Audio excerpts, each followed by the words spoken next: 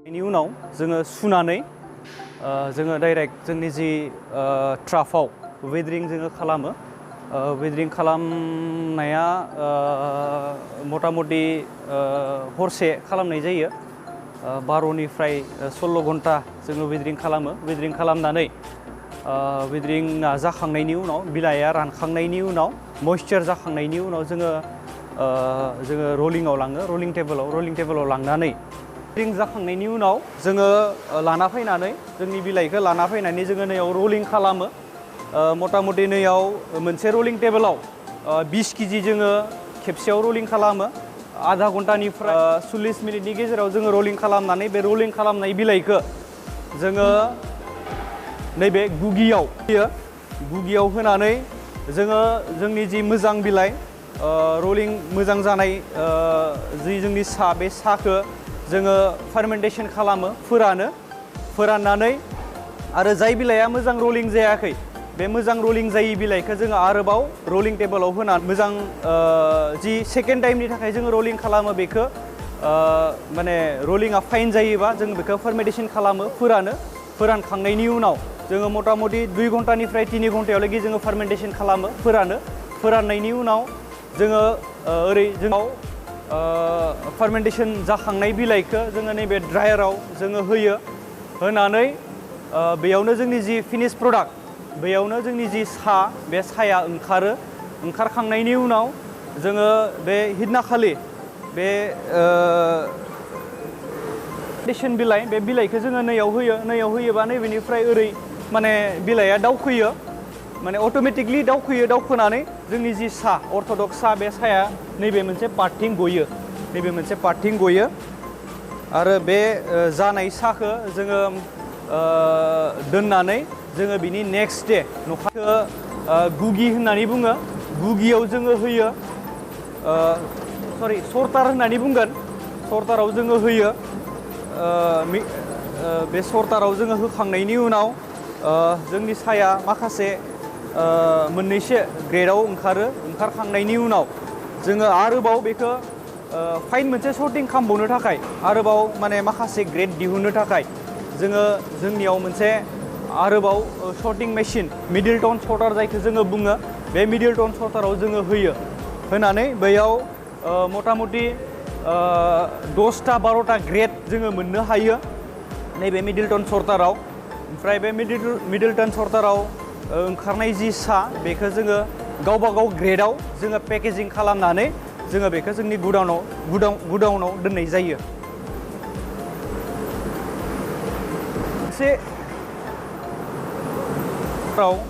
जोङो 12टासो ग्रेड मोननो हायो खिन्थु फाइनाल ग्रेड हिसाबै जोङो मोननो हाया मोनसेथिं हयथ' मिनिमाम माने हल लिफ ग्रेड बा FTG FOP जायखौ जोङो बुङो बे मोनसेथिं ओंखारगोन आरो मोनसेथिं TG FOP ओंखारगोन मोनसेथिं GF OP ओंखारगोन मोनसेथिं FOP बिदि ओंखारो आरो ओमफ्राय ब्रकेनबो माखासे ओंखारो थ' बेखौ जोङो फाइनाल सर्टिं खालामनोबा जोङो आरोबाव माने जोंनि जि मोनसे सर्टार बे सर्टाराव जोङो होफाफिननो गोनां जायो बा नैबे मोनसे आरो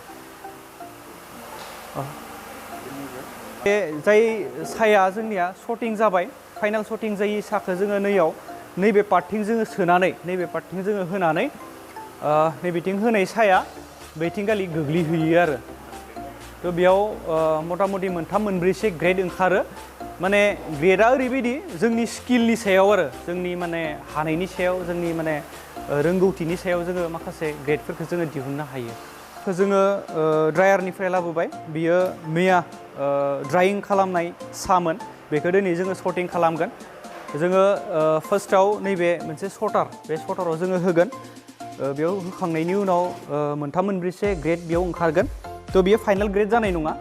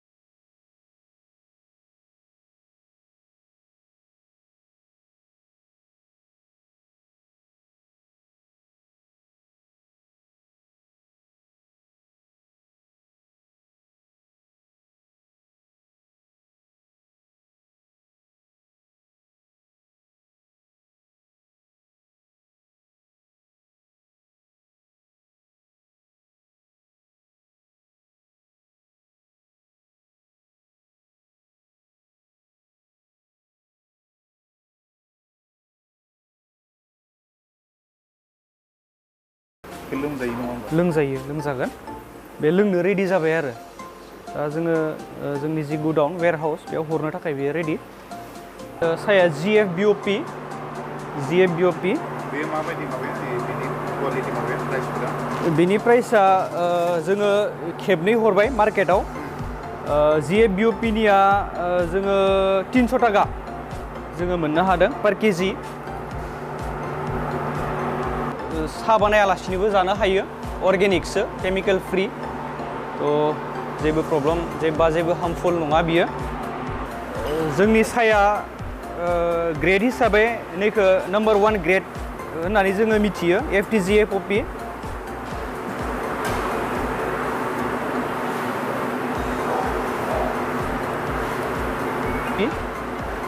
बे सायानो नम्बर 1 ग्रेड।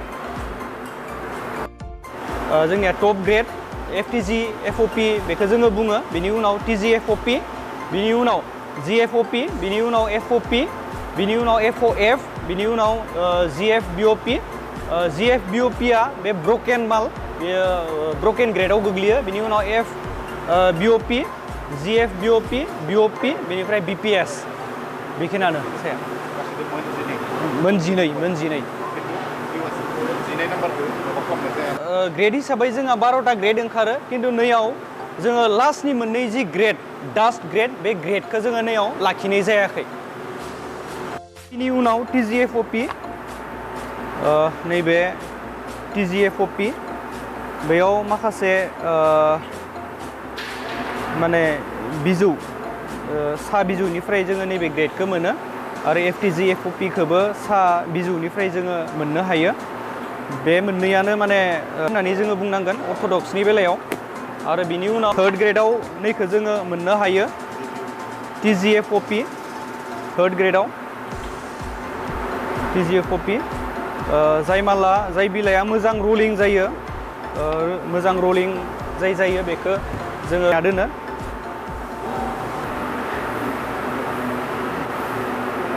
बिनि उनाव नैबे साहाखौ जोङो मोननो हायो, नैबे बिजौनिफ्राय जानाय साहा। ओमफ्राय नैखौ जोङो BOP होनना मिथियो, BOP। नैबे बिलाइनिफ्राय जायो, ब्रकेन जायो बियो, ब्रकेन जायो। नैखौ GBOP होननानै जोङो मिथियो, नैबेबो माने ब्रकेन ग्रेडआव गोग्लैयो।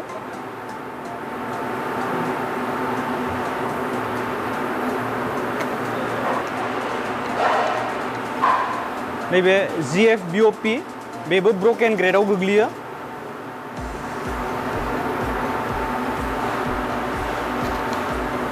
ग्रेड जोङो मोननो हायो अर्थ'डक्स साहा हिसाबै। बेयाव जोङो डास्टबो मोननो हायो, ओमफ्राय हल लेभ, ओमफ्राय ब्रकेन जोङो मोननो हायो। नैबे FOF, बेखौ FOF होननानै बुङो, मिजि थायो। मोनसे ब्रकेन ग्रेडआनो BPS, जायखौ जोङो बुङो एसे गिदिर बे बिलाइनिफ्रायनो जायो। बेफोरो नैबे साया बिलाइनिफ्रायनो जायो, माने जाय 100% रलिं जाजोबा, बेखौ माने रलिं जाजोबि बिलाइआ माने बायख्रेबनानै बेबायदि जायो आरो। बयनिसिमबो आंनि मुङा कुखल बर', बिथाङा बिजय बर', सुबिन नार्जारि, सानजोरां बसुमतारि। आङो रोदोमसा ससाइटि बा रोदोमसा टी प्रडिउसार कम्पानिनि सासे मेनेजिं डाइरेक्टर। बिथाङा रोदोमखां टी प्रडिउसार कम्पानिनि सासे मेनेजिं डाइरेक्टर। बिथाङा सोमखोर भेलि टी प्रडिउसार कम्पानिनि सासे मेनेजिं डाइरेक्टर। जोंनि बे सानजोरां बसुमतारि, बिथाङा जोंनि रोदोमसा टी प्रडिउसार कम्पानिनि सासे एकाउन्टेन्ट। जोङो साहा आबादारि, जोङो 2008 मायथाइयाव साहा आबाद खालामनायमोन, आरो बेबायदिनो 2 बोसोरनि उनाव 2010 मायथाइनिफ्राय जोंनि साहाखौ जोङो फानबाय। जोङो बेफारिफोरनो होयोमोन, लिफ एजेन्ट जायखौ जोङो बुङो, बिथांमोननो जोङो होयोमोन।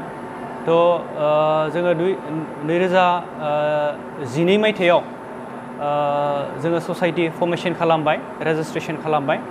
बिथांनि ससाइटिनि मुङा जाहैदों रोदोमखां ससाइटि। जोंनिया जाहैबाय रोदोमसा ससाइटि, बिथांनिया जाहैबाय भेलि ससाइटि। आरो जोङो ससाइटि खालामनानै जोङो थोंजोङै जोंनि जि गोथां बिलाइखौ जोङो खाथिनि बडलि फेक्ट्रियाव जोङो फाननो हाबाय। गासैबो मोजाङानो दोङोमोन। 2013-14 जोङो मोजाङैनो जोङो फाननो हादों, खिन्थु 14नि लास्टिंनिफ्राय 14-15 जोंनि जि गोथां बिलाइया बांनायनि थाखाय आरो बडलि फेक्ट्रिनि जि इनटेक केपासिटिया लिमिट मोनसे थानायनि थाखाय, बिथांमोननि केपासिटिया बारियैनि थाखाय जोंनि बिलाइफोरखौ जोङो गारनो गोनां जादोंमोन। आरो जोङो जि मोजां दाम मोननांगौमोन, बिलाइनि जि बेसेन मोननांगौमोन, बे बेसेनफोरखौ जोङो मोननो हायाखैमोन। थ' बेबायदिनो जोङो प्रडिउसार कम्पानि जोङो रेजिस्ट्रेसन खालामबाय। रेजिस्ट्रेसन खालामनानै जोङो दिनै फेक्ट्रि जोङो बानायनो हाबाय। आरो आङो बुंनो सानदों जे जोङो अर्गेनिक कनसेप्टखौ लानानै नैबे फेक्ट्रिखौ जोङो बनायदों। अर्गेनिक हिसाबै जोङो जोंनि मेम्बारफोरखौ जोङो माने गोबोर हासार होनानै बा भार्मि कम्पस्ट जोङो बानायहोनानै बिथांमोनखौ गावबा गावनि बागानाव सारनो थाखाय जोङो एनकारेज खालामदों। आरो बेबायदिनो जोङो अर्गेनिक बिलाइ, केमिकेल फ्रि बिलाइ जोङो लाबोनानै जोङो प्रसेसिंफोरखौ जोङो खालामबाय थादों। आरो बेबायदिनो जोङो जोंनि नैबे डिमाकुसि ओनसोलाव 3 फेक्ट्रि जोङो खालामनो हादों। आरो बेबायदिनो जोंहा मोनसेबाव फेक्ट्रि सनितपुर डिस्ट्रिक्टआव गहपुराव बेबायदिनो मोनसे फेक्ट्रि जोङो मोननो हादों। आरो बे 4 फेक्ट्रिजों जोङो जमा जानानै जोङो मोनसे मार्केटिं कम्पानि जोङो खालामनो हादों, जायखौ जोङो grassroot T corporation private limited होननानै जोङो माने नामाकरन खालामदों। आरो बे मार्केटिं कम्पानियावनो जोंनि जि 4 कम्पानिनि साहाखौ बे मार्केटिं कम्पानियावनो जोङो हरो। आरो बे मार्केटिं कम्पानियानो जोंनि साहाफोरखौ मार्केटिं खालामना होयो। जोंहा जिहेतु अर्थ'डक्स जोङो मेनुफेक्चार खालामदों, अर्थ'डक्स साहा जोङो मोनदों। दाम हिसाबै जोङो जथेस्थ' मोजां होननानै जोङो बुंनांगोन। जोङो पार केजि जोङो सिगांफोराव जोंनि साहा बिलाइखौ जोङो 15 थाखा 18 थाखाफोराव जोङो फाननो गोनां जादों। खिन्थु देग्लाय जों माने मेनुफेक्चार खालामखांनायनि उनाव जोंनि साहाखौ जिहेतु जोङो माने ल' ग्रेडखौनो जोङो 350 थाखा जोङो मोनदों। जोंनियाव माने 12थासो ग्रेड ओंखारो अर्थ'डक्स सायाव। 12थानिनो माने 12 नम्बर ग्रेडखौनो जोङो 350 थाखानिफ्राय जोङो स्टार्ट खालामदों। 350, 400, 450आव जों फाननो हादों।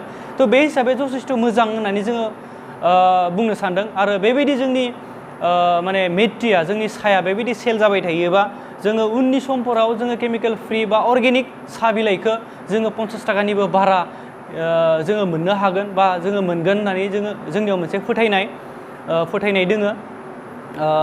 आरो बेबायदिनो जोङो जोंनि खामानिफोरखौ जोङो मावफुंबाय थादों। आरो बेबायदिनो जोङो माने जोंनि जि मेट्रिखौ जोङो बेबायदिनो मार्केटिं कम्पानियाव हरनानै बेनिफ्रायनो जोङो माखासे लाभबान जादों होननानै आङो बुंनो सानदों। फेक्ट्रिखौ जोङो देग्लायनिफ्राय स्टार्ट खालामदों। 9 मेनिफ्राय जोङो स्टार्ट खालामदों। खिन्थु जोङो फेक्ट्रि हिसाबै जोंनि 4 फेक्ट्रिया रेडिमोन। खिन्थु जोङो दुर्भाग्यजनक कभिड-19नि थाखाय सरकारा लकडाउन खालामना होनायनि थाखाय जोङो स्टार्टिंनिफ्रायनो मार्चनिफ्रायनो जोंनि फेक्ट्रिखौ जोङो स्टार्ट खालामनो हायासै, जोङो मेनुफेक्चारखौ जोङो खालामनो हायासै। थ' बे बेलायाव जोङो गोबां लस जादों होननानै जोङो बुंनो सानदों। मानोना जि समाव जोंनि बागानफ्रा बा जोंनि बिलाइफोरा खाथावना जाबायमोन, बे समाव बागानफोरा बिलाइ लायैनि थाखाय बा जों बिलाइ लानो हायैनि थाखाय जोङो फिन खेबसेबाव सफ्ट प्रुनिं, जायखौ माने गोजौआव जोङो माने दानफाफिननो गोनां जादों। आरो बे दानफाफिननो गोनां जानायनि थाखाय जोंनि जि माने गोथां बिलाइ, बे गोथां बिलाइया माने 50% जोंहा लस होननानै जोङो बुंनो सानदों। आरो बेबायदि जानायनि थाखाय जोंनि जि फेक्ट्रि, बे फेक्ट्रिखौबो जोङो टाइम मथे जोङो स्टार्ट खालामनो हायासै। आरो बेबायदि जानायनि थाखाय सफ्ट प्रुनिं खालामनो गोनां जानायनि थाखाय जोङो फुल माने केपासिटियाव जोंनि फेक्ट्रिखौबो जोङो माने देग्लाय जोङो माने रानिं खालामनो हायाखै। जोङो 50% बा 60%आवनो जोङो माने मेनुफेक्चार खालामनो गोनां जादों। खिन्थु ओमफ्राय जोङो गासैबो थिग थाक थायोबा, जेबो माने नेचारेलि जेबो माने उसुबिदा जायाबा जोङो नेक्स्ट बोसोराव मार्चनिफ्रायनो 100% फुल केपासिटियाव जोङो मेनुफेक्चार खालामनो हागोन होननानै जोंनियाव मोनसे फोथायनाय दोङो। खिन्थु देग्लाय जोङो माने जोंनि जि लन, बे लनखौबो जोङो माने रिकभार खालामनो हायाखै। जोंनि जि माने प्रडाक्शन कस्ट, बे प्रडाक्शन कस्टआबो गोबां जानायनि थाखाय जोंनि प्रफिटखौ जोङो माने मोनदांनो हायाखै बा रियलाइज खालामनो हायाखै होननानै जोङो माने बुंनो सानदों। ओरैनो सरकारनिफ्रायथ' जोङो जेबो माने सुबिदा जोङो मोनाखै। भारत सरकारनिफ्रायबो जोङो मोनाखै, आसाम सरकारनिफ्रायबो जोङो मोनाखै, BTC गभर्नमेन्टनिफ्रायबो जोङो जेबो मोनाखै। जास्ट माने जोङो टि बर्डनिफ्राय मिनिमाम माने मोनसे एमाउन्ट, साबसिडि एमाउन्ट जोङो मोनबाय। बेजोंनो माने जोंनि माखासे माने खामानिफोरखौ जोङो मावफुंना लाबाय आरो बेजोंनो माने जोंनि माखासे पेन्डिं माने कमप्लायन्सनि खामानिफोर डकुमेन्ट्सनि खामानिफोर बा माखासे माने थालांनाय खामानिफोरखौ जोङो मावफुंनानै जोङो देग्लाय थिग थाक जोङो खालामनानै देग्लायनिफ्राय जोङो स्टार्ट खालामबाय खिन्थु जोङो जेबो सुबिदा जोङो मोननो हायाखै जोङो देग्लाय साहा आबादारि हिसाबै जोङो मेनि सिगांनिफ्राय जोङो जथेस्थ' माने दुब्ला होननानै बुंनांगोन जोङो जेरै जोंनि साहाफोरखौ साहानि गोथां बिलाइनि दामफोरखौ जोङो मोननांगौमोन बेबायदि मोनाखै खिन्थु लकडाउन नि उननिफ्राय बा सरकारा मोनसे निर्देश होनायनि उननिफ्राय फेक्ट्रिफोरखौ सालायनो हासिगोन होननानै मोनसे निर्देश होनायनि उननिफ्राय जोंनि मेटिया दामा गोथां बिलाइनि दामा थाबाय थायोबा बा फिनिश प्रडाक्टनि दामा बेबायदिनो थाबाय थायोबा आरोबाव जोंनि जाय उन जोलै जाय जेनेरेसन नेक्स्ट बिथांमोना बेबायदिनो माने साहानि बेलायाव साहा आबाद खालामनायनि बेलायाव बा नैफोरबायदि माने फिसा फेक्ट्रि खालामनायनि बेलायाव बिथांमोना माने एनकारेज जागोन बिथांमोना माने सिन्था खालामगोन होननानै जोंनियाव मोनसे फोथायनाय दोङो आरो बेबायदिनो खालामजानाय बा बेबायदिनो मावफुंनाय इन'भेटिभ सिन्था खालामनानै खामानि मावफुंनायखौ जोङो माने हास्थायो जोङो सिन्था खालामो